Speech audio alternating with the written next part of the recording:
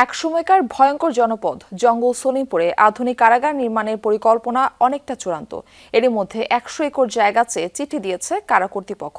আয়তনে যেটি হবে বড়, বন্দি ধারণ ক্ষমতাও বেশি।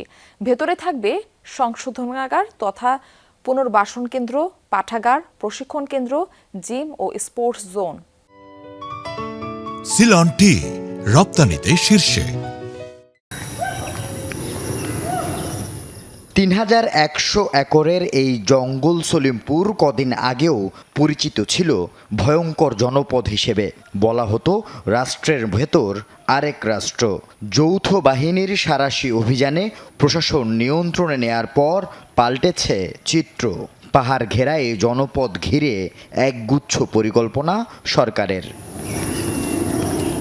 জঙ্গল সলিমপুরে আধুনিক কারাগার নির্মাণের জন্য এরই মধ্যে ১০০ একর জমি চেয়ে চিঠি দিয়েছে কারা কর্তৃপক্ষ, যেখানে বন্দী রাখার পাশাপাশি পুনর্বাসন সুবিধাও রাখা হবে।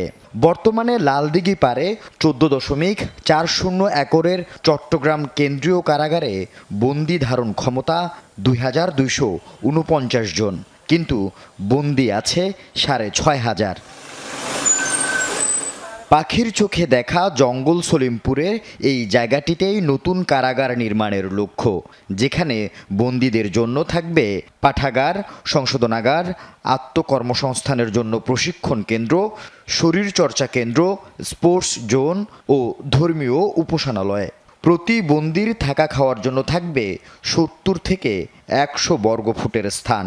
ট্রেনিং সেন্টার তো অবশ্যই থাকতে হবে, হেলথ সিস্টেম, আধুনিক হেলথ সিস্টেম থাকতে হবে, হাসপাতাল থাকতে হবে, তারপরে বন্দীদের জন্য ওপেন এয়ার থাকতে হবে, সুস্বাস্থ্যের জন্য আমাদের জন্য বাসস্থান থাকতে হবে, একটা স্কুল থাকতে পারে, এরকম বিষয়গুলোর জন্য মানবিক ইয়েগুলোর জন্য থাকে।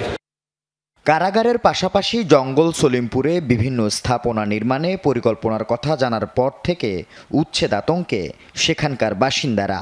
সরকার তো অনেক উদ্যোগ নিয়েছে যে অনেক প্রকল্প হবে, কিন্তু সরকারের প্রকল্প করুক, কিন্তু এখানে জনসাধারণের উচ্ছেদ যেন না হয়। আতঙ্ক মনের ভিতরে আছে, মানুষের প্রকাশ করা যায় না আর কি। যদি এগুলো সরকারি প্রকল্পটা হয়, হয়তো সরকার তুলে দেয়, এই জনগণ যাবে কোন জায়গায়। তাদের প্রকল্পগুলো করবে আমরা শুনতেছি, এটা খুব ভালো লাগতেছে।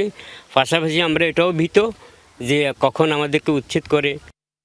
পরিবেশের ক্ষতি না করে এবং বসতি উচ্ছেদ না করে পরিকল্পিতভাবে কারাগার নির্মাণ চেষ্টার কথা জানায় জেলা প্রশাসন। চট্টগ্রামের যে জেলখানাটি আছে, সেই জেলখানাটি আসলে যেভাবে বন্দীরা বসবাস করে, এটি আসলে খুবই বসবাসের অনুপযোগী একটি অবস্থা, স্বাস্থ্যকর নয়, অস্বাস্থ্যকর একটি পরিবেশ। তো একটি আধুনিক জেলখানা স্থাপন আমাদের সরকারের একটা অঙ্গীকার রয়েছে এবং আমরাও সেটি কাজ করছি।